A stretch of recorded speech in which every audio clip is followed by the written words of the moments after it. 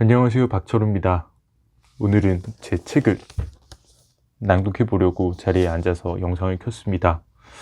얼마 전에 머리도 새로 바꿨고요.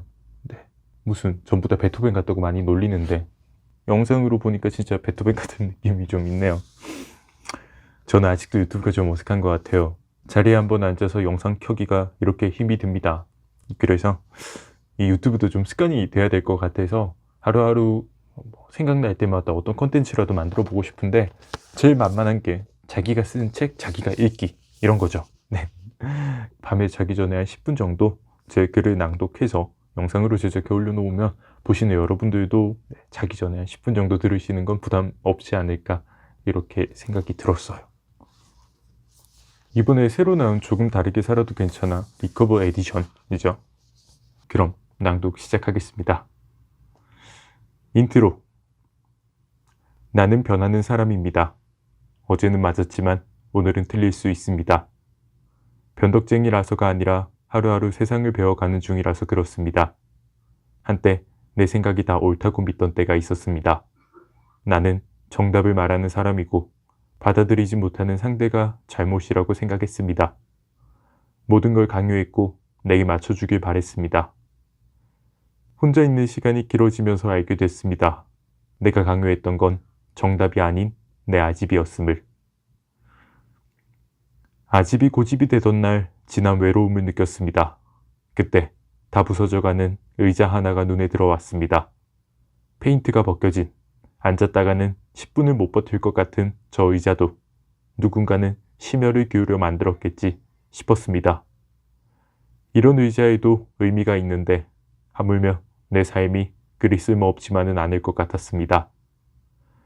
염치 없지만 이런 아집이 누군가에게는 달콤한 기억으로 간직되길 바라면서 한 문장씩 써내려갔습니다. 여물지 못한 시간을 지나 두 줄의 나이테는 그렇게 깊어져만 갑니다. 박철우.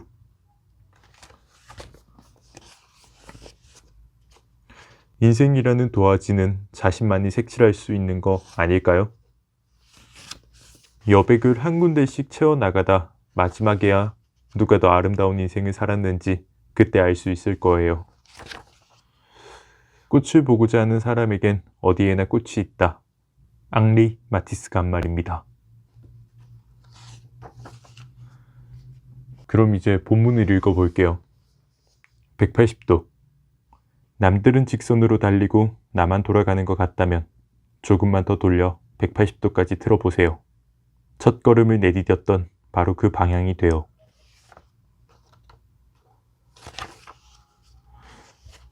보폭.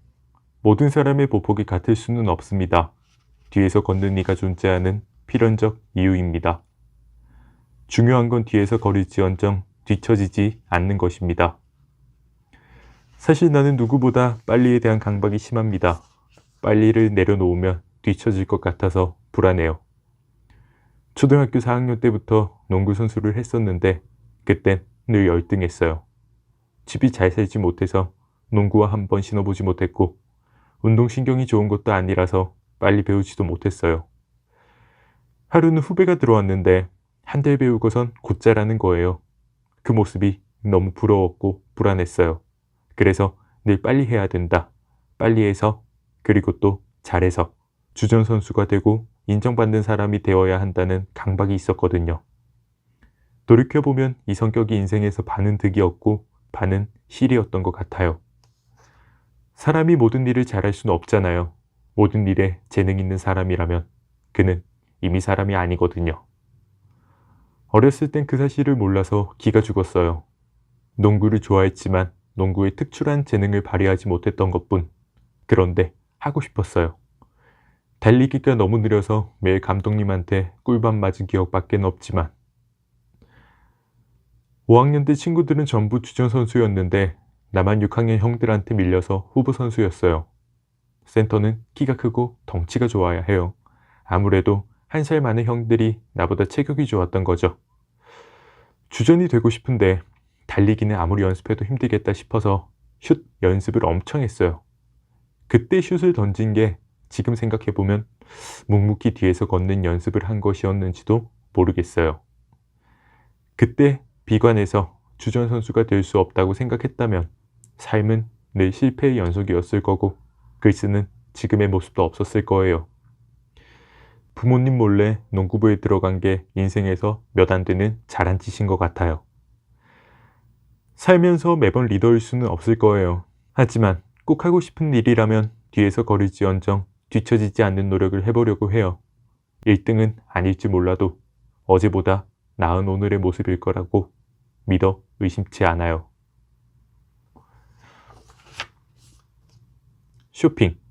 쇼핑할 때 자존감 낮은 사람은 브랜드를 따지고 자존감 높은 사람은 사이즈를 따집니다. 일러스트가 너무 이뻐요. 지금 파란색 좋아하는데 파란색 이 페이지도 유난히 이 페이지가 저는 좀 이쁜 것 같아요. 노력이 결과를 바꿀 수는 없습니다. 단지 과정만 바꿀 뿐입니다. 낭비란 아이패드를 화면 큰 아이폰으로 사용하는 것.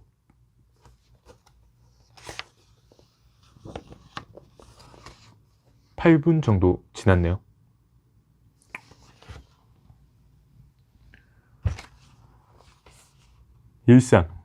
일상이 지루한 이유는 행복은 미래에 두고 고통은 늘 현재에 두기 때문입니다.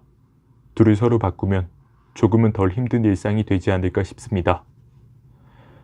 명문대 졸업해도 취업난, 은퇴를 앞둔 50대, 자식한테 다 퍼주고 남은 것 없어 서럽다. 연일 땡땡 세대 힘들다는 기사가 쏟아져 나오지만 따지고 보면 힘들지 않은 세대가 어디 있을까요? 사람마다 나름의 고충이 있기 마련이고 그래서 나의 세대가 제일 힘들지 싶어요. 10대는 학교 진학 때문에 힘들고 20대는 취업 준비로 힘들고 30대 40대는 가정과 집안 경제의 안정 문제로 힘들고 50대 60대는 노후 준비로 힘듭니다. 이렇게 글을 쓰고 있는 나도 막상 현실 속에선 늘 걱정을 안고 사는 위태로운 청년에 불과한 걸요. 세대별로 쭉 살펴보니 아무리 열심히 살아도 이번 생에 걱정 없이 살기란 틀린 것 같죠? 내일만 바라보고 사는 이 지저분한 메비우스의 띠를 이제는 끊어내야 할 것 같아요. 행복의 기준을 오늘에 두는 거죠. 어렸을 때부터 이상하게 다리가 아팠어요. 나중에 알았지만 강직성 척추염이라는 난치성 불치병 때문이었어요. 허리와 다리에서 염증이 퍼지면 너무 아파서 걷기는커녕 침대에서 일어날 수도 없어요. 심지어 뼈를 파괴하기도 하죠. 사람들은 내 병을 동정어린 눈빛으로 바라보기도 하지만 어쨌든 개인적으로 감사한 점이 많아요. 멀쩡하게 잘 있다가도 다리가 아파서 한 걸음 내딛기 힘든 날이면 꼭 카페를 찾아가요. 이 커피 한 잔이 멀쩡하게 걸어와서 마시는 마지막 커피가 될 수도 있겠다. 이런 생각이 들거든요. 그 순간만큼은 욕심이 없어지니 모든 것이 감사할 따름입니다. 병 때문에 하루를 감사하게 살고 또 병 때문에 오늘 행복하게 사는 법을 배우니 병이라는 존재가 썩 나쁜 것만은 아닌 듯해요. 가끔 이렇게 제가 오래전에 썼던 글을 읽어보면 내가 그때는 이런 고민을 했구나 이런 생각이 들 때가 있어서 저도 마음이 되게 이상해요. 자기가 쓴 글을 자기가 읽는다는 게 좀 겸허스럽기도 한데요. 저작권 안 걸리고 읽을 수 있는 유일한 책인지라 제 책을 낭독하겠습니다. 완벽주의자. 파란색을 좋아한다고 해서 온 세상을 파랗게 만들 수는 없습니다. 파랗게 만들 수 있는 범위를 정하는 것. 그 정도에서 만족할 줄 아는 것. 노란색을 보며 스트레스 받지 않는 것. 완벽할 수 없음을 인정하는 건 나를 만족시키는 소소한 방법입니다.